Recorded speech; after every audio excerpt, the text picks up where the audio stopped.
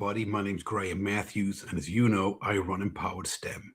Empowered STEM is an A-level course provider, and we provide A-level courses in biology, chemistry, physics, and maths for those students that want to enroll in medical, dental, veterinary, financial, and engineering programs at a chosen university in the UK.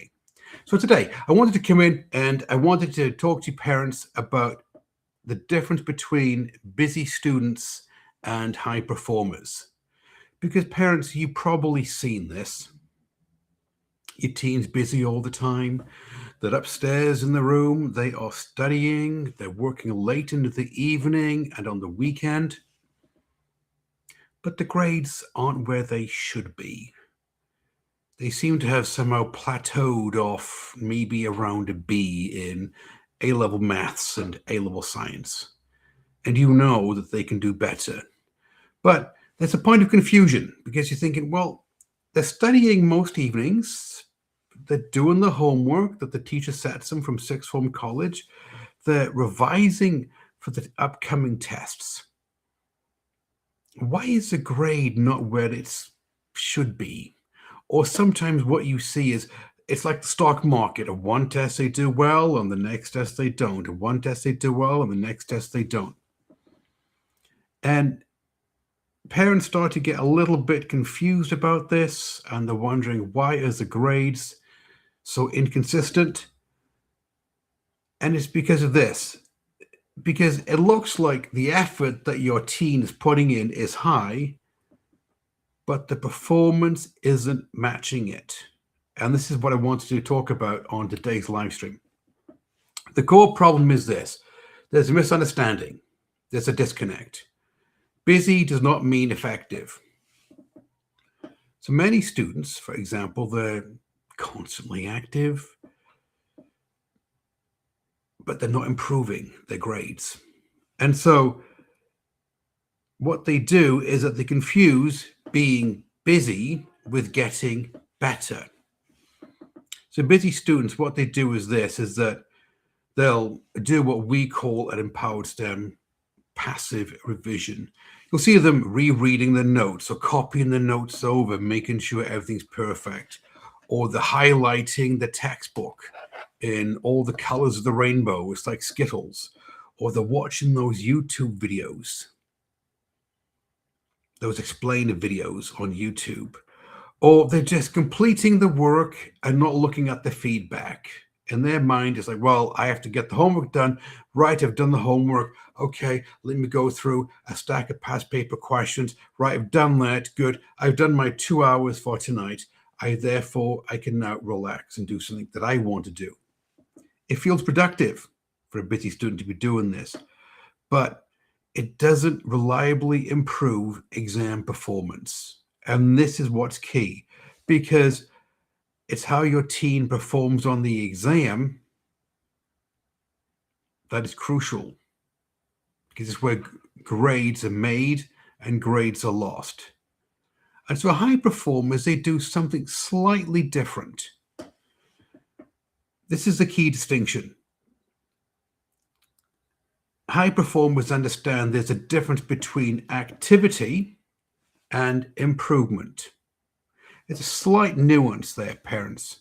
So busy students, what busy students do, for example, is that they'll focus on time spent. Well, on my study planner that I put on the kitchen, on the fridge in the kitchen, I have indeed spent 2 hours on A-level chemistry tonight, and on the weekend, I'm going to do 2 hours of A-level chemistry in the morning and 2 hours of A-level biology in the afternoon and 2 hours of A-level maths in the evening time.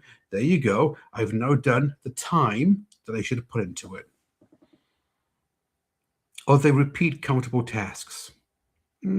Copy over the notes, sit down, watch a YouTube video, rework those homework questions or those past paper questions on a topic that you know how to do.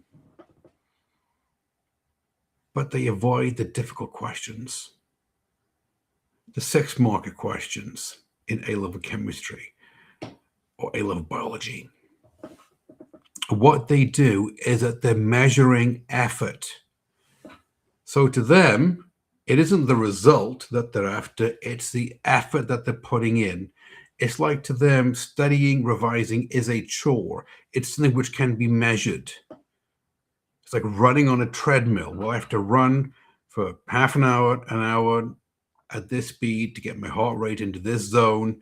Okay. And this is what I measure. Oh, I've done my time down the gym. And what they do is that they hope that results improve. Now, parents, everybody has the same amount of time in the day, 24 hours in a day, 7 days in a week. So what exactly do high performers do? High performers look at the result. They don't look at the effort. They're looking at the outcome. So, for example, they'll focus on marks gained. They actually track how they're doing on each past paper that they do, each homework, each mock exam, each test. They focus on the marks gained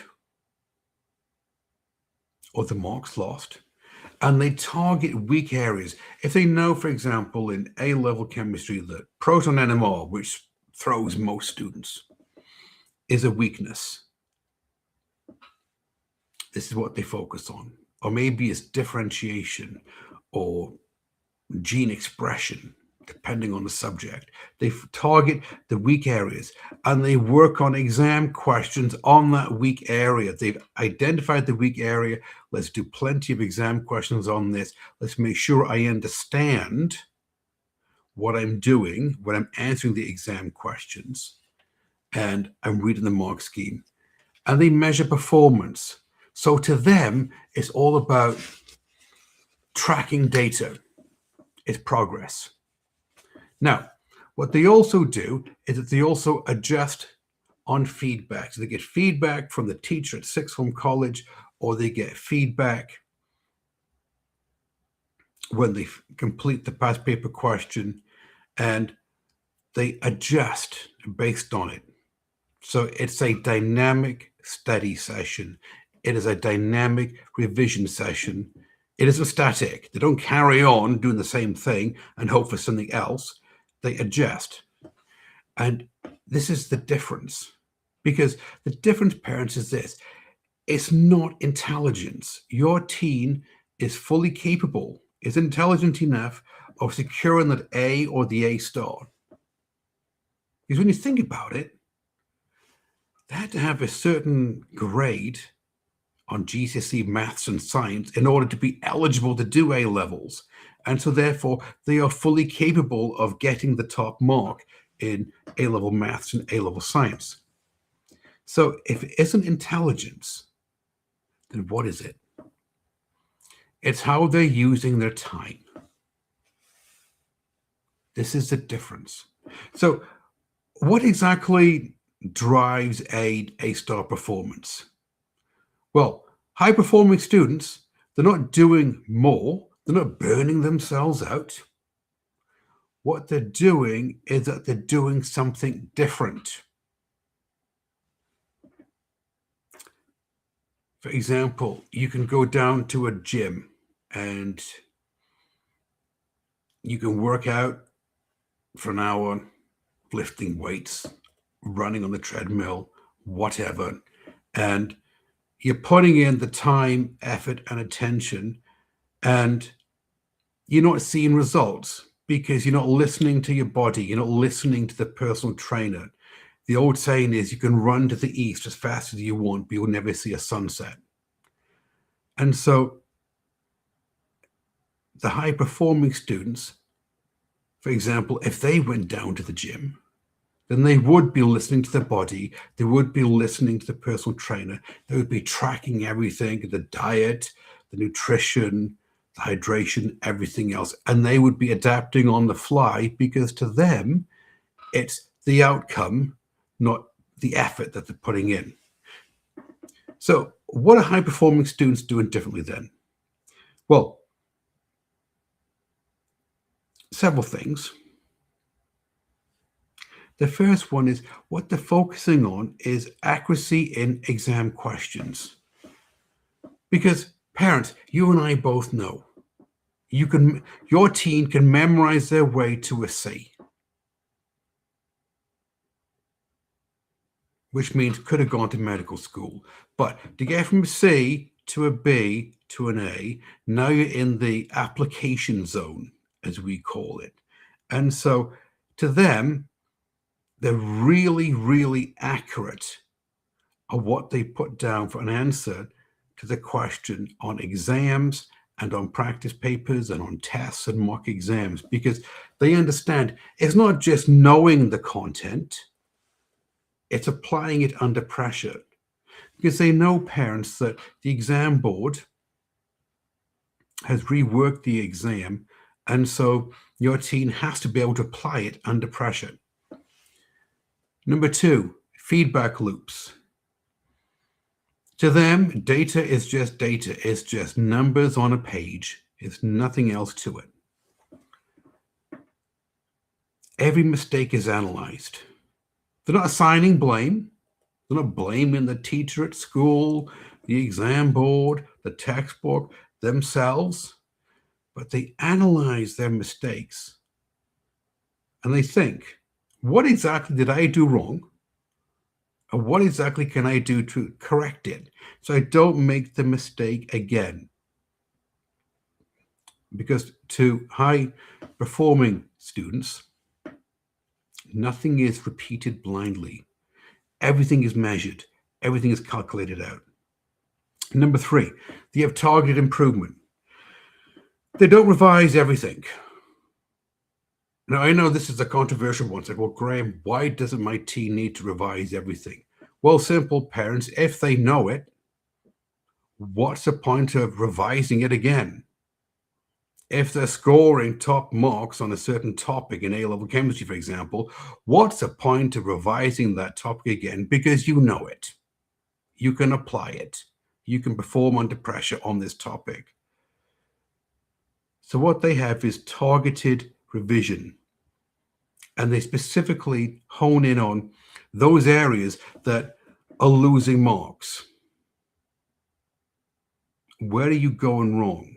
Is it that the 6-marker questions in A-level chemistry or the 5-marker mechanisms? What exactly is it that's causing you to drop marks? Or maybe in biology, it's a 25-mark essays you have to do. Right. Number 4, consistency of method. I have a saying, the grade your teen has on their exam, on their mock, on the test, is an indication of the habits that they had, that they've worked with from the previous test. And one thing that high-performing students do is they have consistency of method. They have a habit. They have a system that they follow. And the system that they follow it. Doesn't matter. Has nothing all to do with mood or motivation. They just follow the system. For example, I work out every day. There are some days I don't want to train. I am tired. My body hurts. Doesn't matter. You still show up and you still work out, because this is the time when you do that is when you build discipline. You flex the discipline muscle. And so this is what high-performing students do. They follow a system. If tonight is A-level chemistry, they are studying, they are revising A-level chemistry for an hour, for 90 minutes. This is what they're doing. It doesn't matter if they're not in the mood, they're not motivated, whatever. They are sitting down at their desk and they're putting in some active revision for this time period. Now, at Empowered STEM parents, this is what we teach all of our students who are enrolled in our courses. And we follow a 4-step path. It's known as STEM Path Method. And what it does is that it moves students from being busy to being high performing. Very first step is precision diagnosis. We teach the student how to identify exactly where marks are being lost. There's no assigning blame. Where are marks being lost? Are you misreading the question? Are you missing steps when you write down the answer? Are you weak, a little shaky on this confidence? Or is it timing issues? Are you running out of time? And when you remove the guesswork, what you have left is certainty. And then you can move on to what we call conceptual clarity, which is where they can fix the specific topics causing errors. Not broad revision, like I mentioned, but specific topics. If, for example, in A-level maths, integration is just really proven difficult, then this is something that you need to focus in on. If in biology is gene expression, this is something that you need to focus in on. In A-level chemistry, if it's proton NMR, carbon-13 NMR, identification of an unknown organic compound, this is something that you need to focus in on. You don't waste your time studying and revising topics which you already know. If you're getting 10 out of 10 on the scale, there's no point revising because you can't go any higher. Then the third step in our pathway is strategic revision. This is where we use past paper questions, mark schemes, and examiner reports, but in the way that they should be used. Not, I'll just blindly go through all the exam questions I can get. I'll have my notes open. Maybe I'll have the mark scheme open as well so I can possibly, oh, I would have put that one down yet, and I almost got it. No, we teach your team strategic revision so that they can target weaknesses. If they're stumbling, if they're falling down on 5-mark mechanism questions in A-level chemistry, this is something that we can target with strategic revision. Or we can improve their exam technique. Do they know the topic? They know what the answer is, but they're not writing it down in the way that the examiner wants them to write down. Are they not putting the question out clearly so that they can see it? Or are they missing little things like units, significant figures? Are they misunderstanding the difference between describe and explain? And they can build accuracy. They can start to work faster as well as maintain accuracy. The fourth step is medical mindset. This is when they shift from, I work really hard studying, revising for this test, but my performance didn't improve. Why is that? 2, let's look at it from a different lens, one which they're more introspective, reflective. They're looking for what they can improve on. They're building what the educational community calls resilience, the growth mindset. Because when they do this, if they follow the 4 steps in the exam, in the STEM path method, they'll start to build evidence that they can do it, that they can actually pass A-level biology, A-level chemistry, A-level maths. And when you have the evidence showing this, then what happens is that their confidence begins to improve. It begins to skyrocket up. Of course, they're going to be more confident because they can see the evidence that they can do it. So parents, what can you do if you want to help your teen? What can you do when they come in the house from sixth form college and maybe they're not talkative? You know how teenagers are. Well, I'm big on questions. I'm big on question stems. And so instead of asking, are you revising enough? Not the best question to ask. Why? Because it's a judgmental question. If they say yes, or they say no, you've kind of locked them in a room, locked the door, and taken the key with you.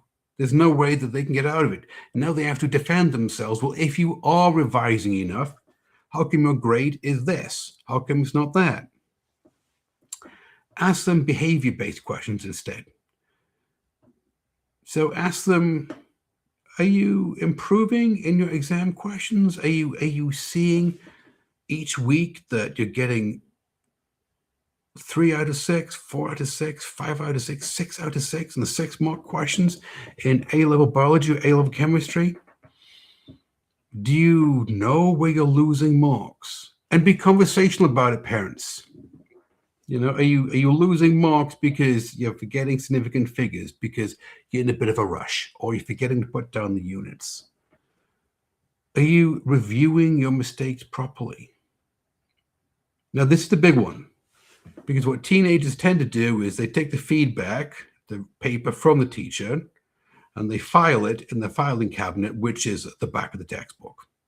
And they don't actually onboard the feedback.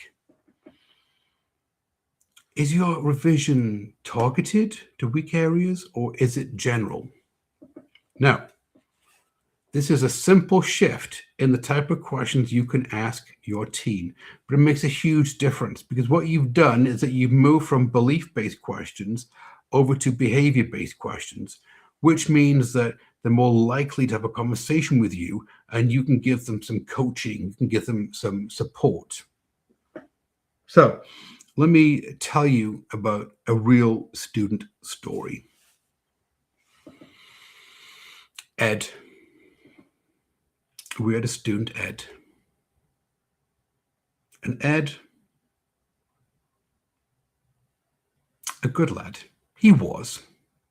And he was taking A-level chemistry, and he was working 3 to 4 hours every night on A-level chemistry.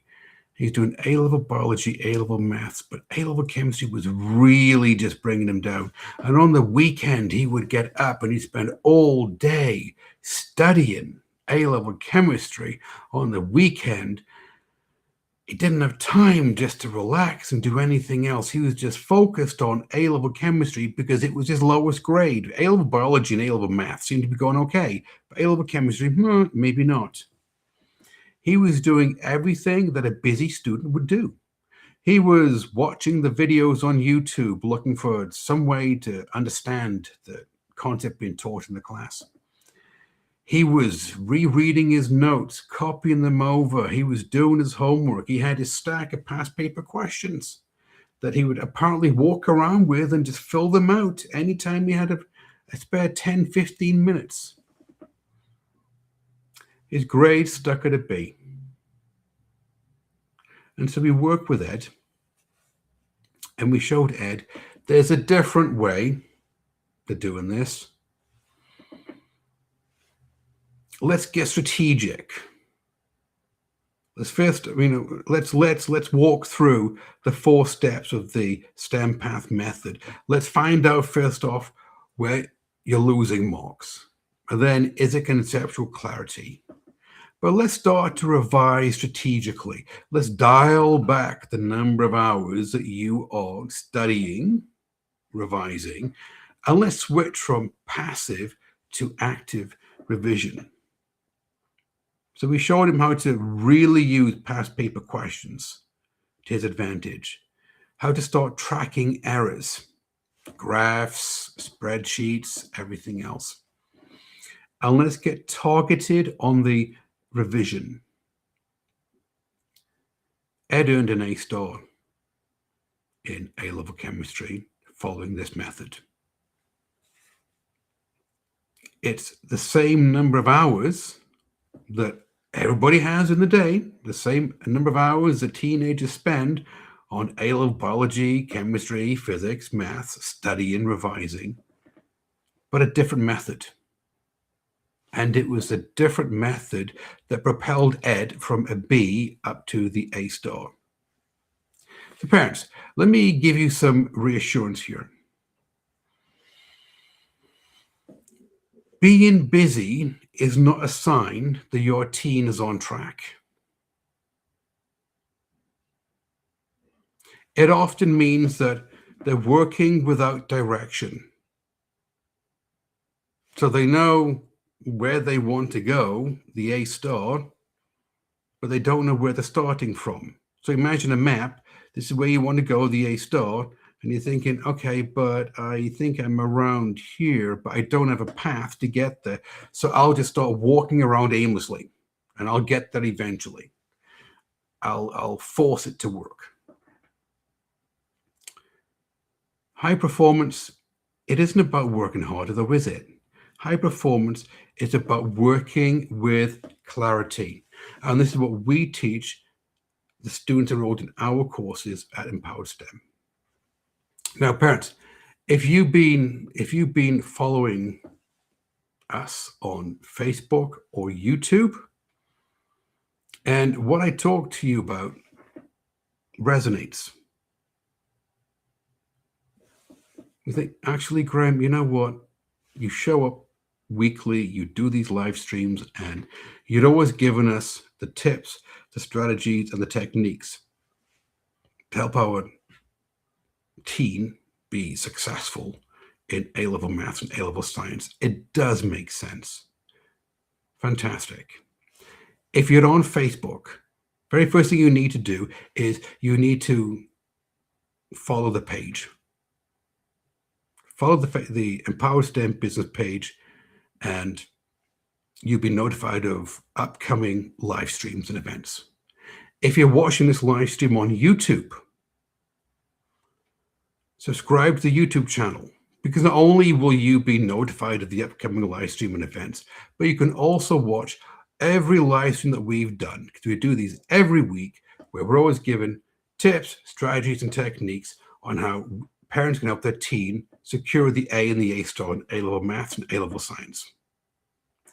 And if you're interested in learning more about the courses that we offer at Empowered STEM, below the video, either on Facebook or YouTube, there's a link in the description.